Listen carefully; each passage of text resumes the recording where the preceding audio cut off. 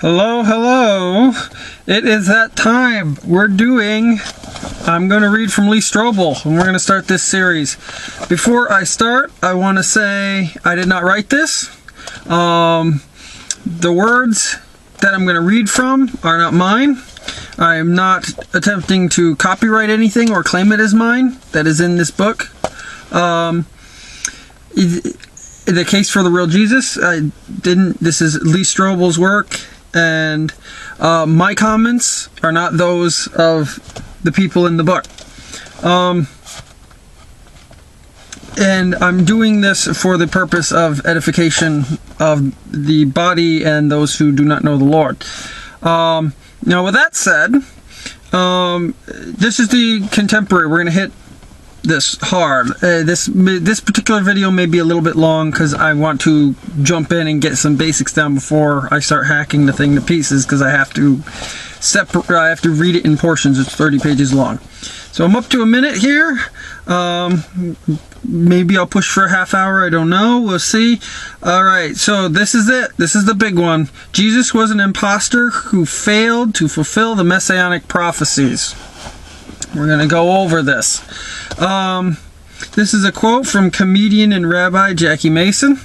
He said, "There's no such thing as a Jew for Jesus. It's like saying a black man is for the KKK. You can't be a table and a chair. You're either a Jew or a Gentile." Christian scholar Paul Feinberg says, "I have a special love for Jesus because he is the fulfillment of the prophecies of my people, the Jews."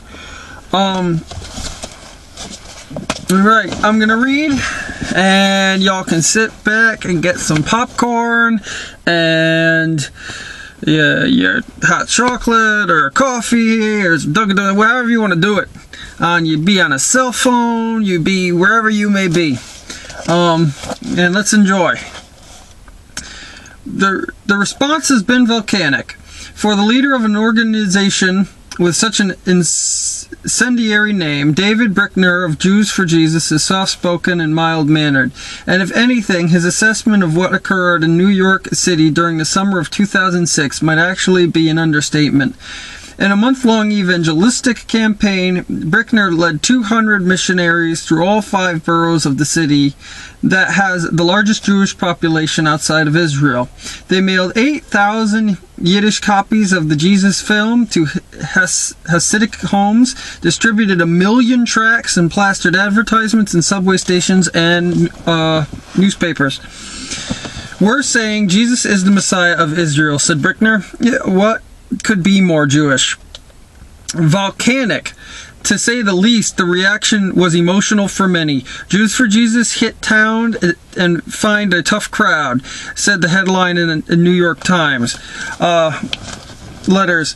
The newspapers decried the group's insidiousness and invitation to betrayal, though much of the response came in the form of quiet indignation. One incensed commuter did punch an evangelist in the mouth, and copies of the Jesus film were publicly burned. Jewish comedian Jackie Mason sued over his image being used in a pamphlet.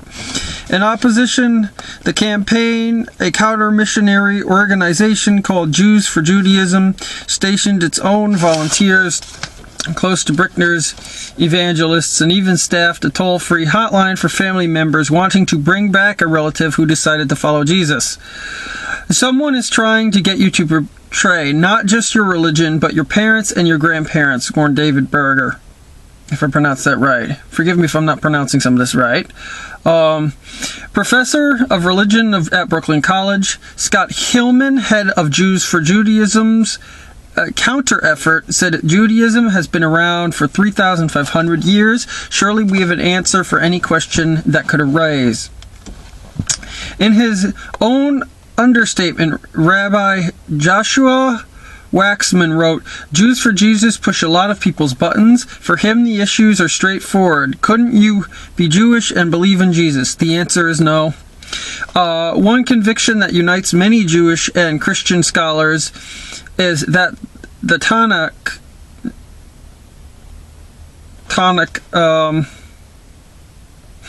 known by Christians as the Old Testament, does foretell the coming of the Messiah. Belief in the coming of the Messiah has always been a fundamental part of Judaism, said Rabbi Aryeh Kaplan. Thus, for example, Jewish philosopher Maimonides counts the belief in the Messiah as one of the 13 cardinal principles of Judaism.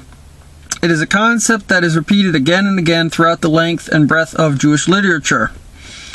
I'm only up to 5 minutes. Nice. I cannot pronounce this. Maimonides, whose writings are foundational to Orthodox Judaism, said that in the 12th century, I firmly believe in complete faith in the coming of the Messiah, and although he may tarry, I daily wait for his coming. Today, Orthodox Jews, and among them especially Hasidic Jews, particularly emphasize messianism. A big controversy is whether Jesus of Nazareth is the one who fulfilled the ancient prophecies and thus fits the fingerprint of the much anticipated Messiah, the word that means anointed one. The Greek word for Messiah is Christos, or Christ. The term has been firmly affixed to Jesus' name throughout history. To call Jesus the Christ, therefore, is to make a theological claim that he is the Messiah long expected by the Jews, said Stephen Prothero, chair of the religion department of Boston University. Since the Bible doesn't explicitly label verses as being messianic, scholars must pore over the context of various passages to determine which ones deal with the coming of the Messiah. In his Encyclopedia of Biblical Prophecy, J. Barton Payne digs out 127 personal messianic predictions in 3,348 verses of the Old Testament.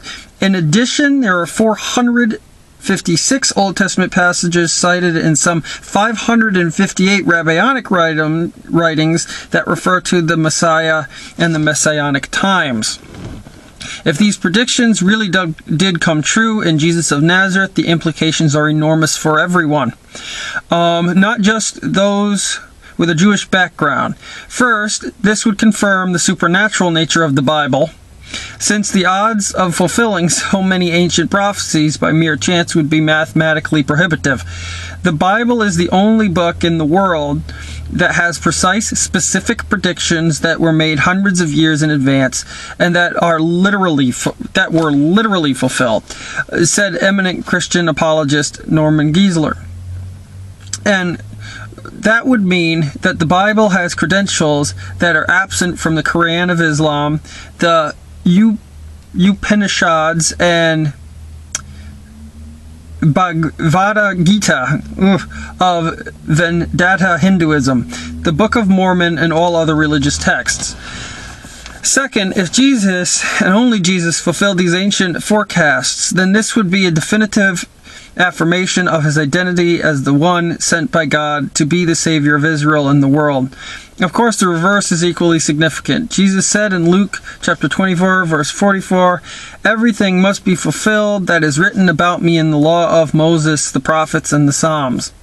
When a Samaritan woman said to him, "I know the Messiah is coming," Jesus replied, "I who speak to you am he." Having made these ambiguous claims, if he then fails to match the prophetic portrait, Jesus would be an impostor worthy of rejection and disdain, a false prophet who should be rejected by Jews and Gentiles alike. Obviously, these matters are critical to all spiritual seekers, regardless of their religious background. Nothing less than the trustworthiness of the Bible and the identity and credibility of Jesus are at issue.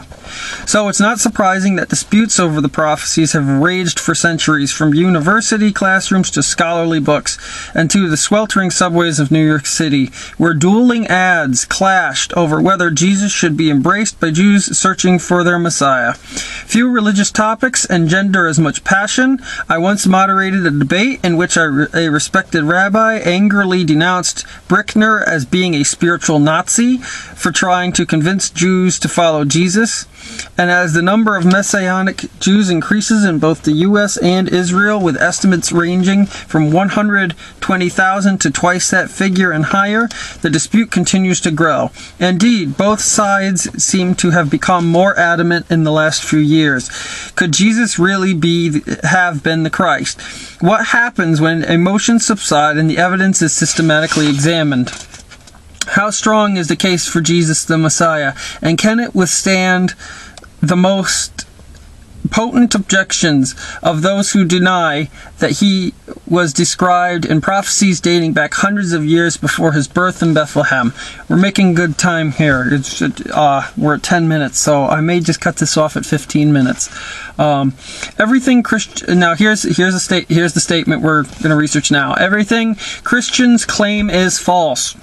Attacks on the idea that the messianic prophecies culminated in Jesus have proliferated over the last 300 years. By 1793, the German biblical scholar J.G. Eckhorn, considered the father of modern higher criticism, felt the confidence to declare the last 3 decades have erased the Messiah from the Old Testament. Thus,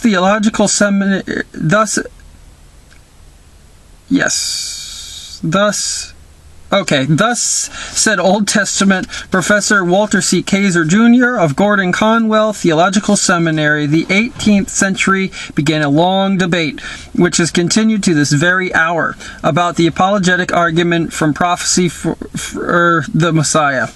The debate has been most vociferous on the popular level. In other words, that's the popular level, like our current culture, YouTube, stuff like that. You're going to hear the most noise concerning it, particularly the internet. There it is. Often in response to evangelistic initiatives from Jewish followers of Jesus. Everything Christians claim for Jesus as the Jewish Messiah is false, insisted prominent Orthodox Rabbi Pinchas Dolfer in the book subtitled A Jewish Response to Missionaries, a counter-missionary survival guide, published by Jews for Judaism.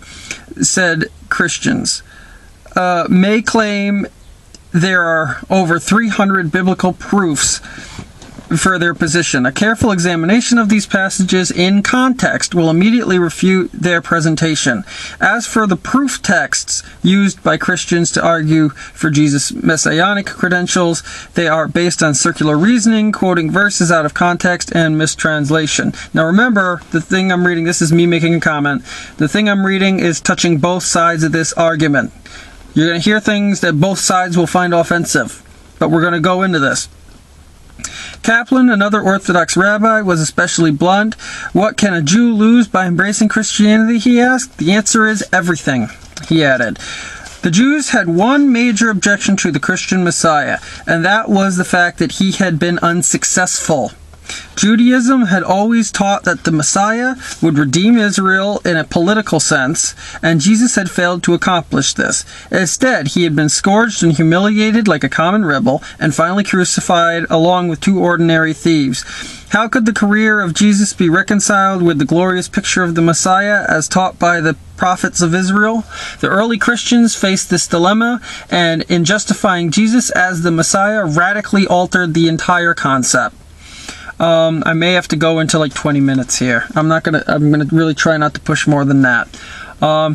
Amy Jo Levine, a Jewish expert in Jesus and the New Testament at Vanderbilt Divinity School and author of The Misunderstood Jew, said there's no messianic checklist that establishes Jesus as the one who was foretold. The Messiah is someone who establishes justice throughout the world, and I look out my window and I know that hasn't happened. She said, the Messiah is someone who conquers death, conquers disease, and I know that hasn't happened. One might even say, for example, the death of the Messiah, his torture, his crucifixion, is predicted in the Old Testament. Well, in fact, it's not. Christians, of course, offer a radically different perspective. Not all the prophecies in the Old Testament about the Messiah were fulfilled in Jesus' lifetime, said Edwin Yamachi, now retired professor of ancient history at Miami University of Iowa. The Christians' answer is that those prophecies will be fulfilled when Christ comes again. Come again? Jewish scholars point out that the terms first coming and second coming aren't even mentioned in the Old Testament. They contend that Christians invented the idea of Jesus coming again out of embarrassment that he failed to usher in the universal peace that the Messiah is predicted to bring. In fact, they argue anyone could claim to be the Messiah, and when someone points out he hasn't brought peace to the world, he can merely use the excuse that this will be fulfilled at some unspecified future date, because the Bible does not have a future date for second coming. We're going to be 12/21/12, and that's supposed to be the end of the world, and people are claiming the Bible is also involved in that. That's not true. This is me making a comment at this point. So I like to get into that the Bible is very clear. There's no specified date for a second coming. In short, they say the second coming is nothing more than an escape clause for charlatans. One thing's for sure, history and logic either support the conclusion that Jesus is the Messiah or they don't. How convincing is the affirmative case, and how deflating are the latest counter-arguments raised by Jesus' detractors? Those are the issues that prompted me to fly to North Carolina. I'm making a comment and me to read this. And to seek out one of the world's leading authorities on the messianic prophecies. On a brisk morning, with the sun shining through fiery autumn leaves, I found his office in a nondescript white office building in the northern suburb of Charlotte. Alright, so we're at 16. That is my phone. Isn't that great when the phone rings like that and you're doing something important? You gotta love it. Forget to put it on vibrate. Alright, so I am going to, we'll stop it here because we're at 16 minutes. This is the interview, Michael L. Brown, PhD. And I will go into that in just a minute. I will redo another one, but I'm going to cut this here. I'll keep reading and film a second one. So that way, for those of you who want to continue on with me, you just continue on. Why not? For those of you who you want to take it piece by piece, because we just read a whole lot, and maybe rewatch sections of it so you can get what I said, by all means. God bless. Peace of Christ.